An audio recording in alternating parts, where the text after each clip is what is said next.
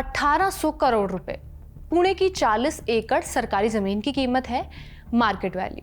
लेकिन आरोप है कि इसे कौड़ियों के भाव माने सिर्फ 300 करोड़ रुपए में बेच दिया गया। सीधा साधा 1500 करोड़ रुपए का घपला। खरीदा किसने?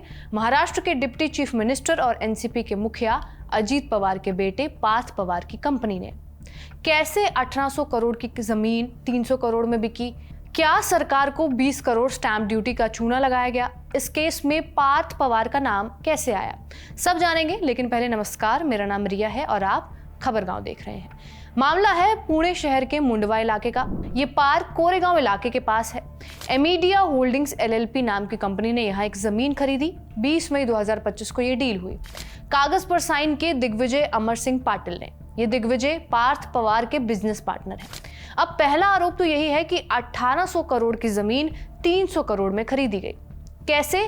लेकिन साथ ही एक दूसरा घपला भी हुआ है। आरोप है कि इस करोड़ों की डील को पूरा करने के लिए स्टैंप ड्यूटी भरी गई सिर्फ 500 रुपए, सिर्फ और सिर्फ 500 रुपए।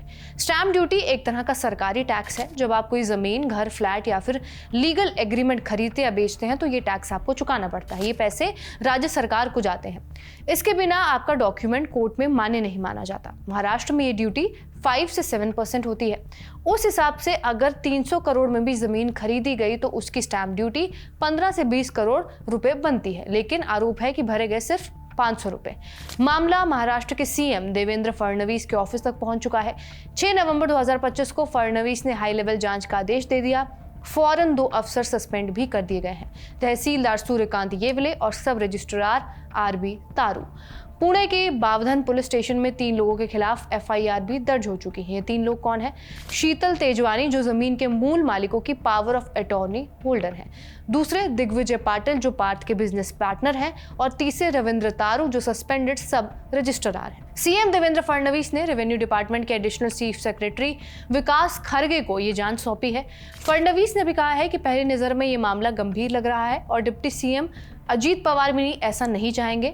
हम सब ने मिलकर फैसला किया है। एक स्पेशल कमेटी बना दी गई है जो 8 दिनों में पूरी जांच करके फाइनल रिपोर्ट देगी। पर क्या मामला सिर्फ 300 करोड़ की जमीन का है? एक और पहलू भी है जिसे पुणे के कलेक्टर जितेंद्र दुड़ी ने सामने रखा है। कलेक्टर का कहना है कि यह जमीन सरकारी थी और इसे बेचा ही नहीं जा सकता था। ये सौदा रेवेन्यू डिपार्टमेंट को अंधेरे में रखकर किया गया है। इसके अलावा विपक्ष ने भी न्यायिक जांच की मांग की है। आरटीआई एक्टिविस्ट विजय कुंभार ने कहा, आम आदमी छोटी फ्लैट पर लाखों ड्यूटी देता है, अमीरों को करोड़ों माफ, सिर्फ इसलिए कि डिप्टी सीएम का बेटा है। अमीरों के लिए अलग कानून है और गरीबों के लिए अलग क्यों? इस सब पर अजीत पवार क्या कह रहे हैं? डिप्टी सीएम का कहना है कि मैं इस डील से सीधे तौर पर जुड़ा हुआ नहीं हूं। 2-3 महीने पहले मैंने ऐसा कुछ सुना था, तभी मैंने ये साफ कहा था कि कोई गलत काम नहीं चलेगा।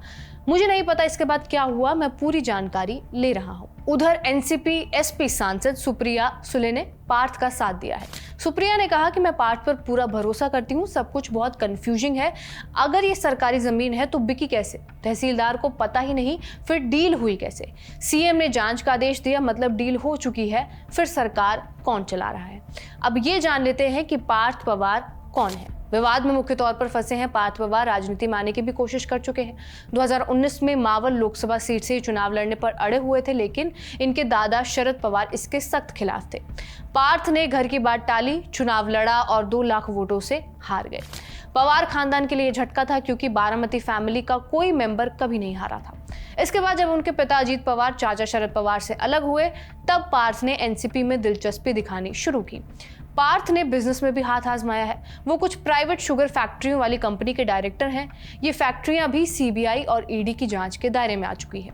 ये मामला महाराष्ट्र स्टेट कोऑपरेटिव बैंक घोटाले से जुड़ा हुआ है, जो 25,000 करोड़ रुपए का कथित स्कैम था।